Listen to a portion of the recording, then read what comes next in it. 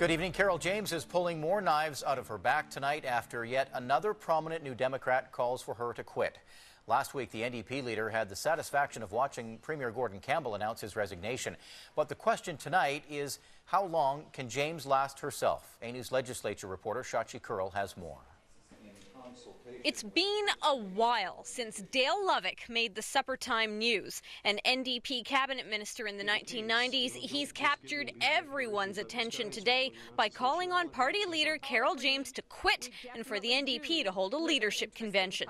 She's had two chances at it, and it didn't work. Lovick told a Vancouver newspaper, "It's not that people don't like her. It's just what we need to do." Lovick is vice president of the NDP's Constituency Association in Nanaimo North-Cowichan. A News did reach him on the phone today. He says he stands by his comments for Carole James to go, but he doesn't want to talk about it on camera because he's hoping the story will go away. It puts NDP MLA Doug Routley in a tight spot. His constituency, Nanaimo North-Cowichan, is the one calling for James to go, and Routley admits he knew the call for her head was coming. I was aware that the constituency executive were discussing this motion. More than that, Routley says he supports the executive and its right to speak out. The NDP is a grassroots democratic institution, and this mechanism exists so that the membership can express their views to the party and to its leadership, so I support that.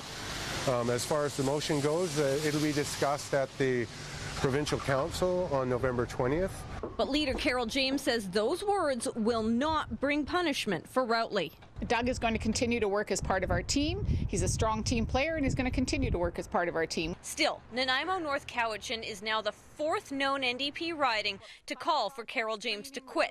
The leader saying those numbers don't exactly add up to a mutiny. I'm not going to let this get me off focus, and I'm not going to let it get our team off focus. Still, it's a distraction in a party known for infighting. The last month has already seen MLA Bob Simpson slam the leader and be kicked out of caucus for it, while forestry critic Norm MacDonald quit as caucus chair in protest. I'm not irritated. I just get frustrated at the waste of time and energy that can sometimes be taken up by this kind of complaining.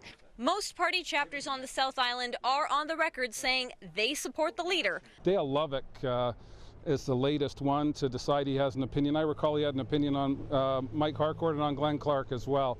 And if he wants to participate in the dismantling of Carole's leadership, that's his business. But with a provincial council meeting looming 11 days from now, will Lovick's comments go nowhere or embolden more members to speak out? In Victoria, Shachi Curl, A News.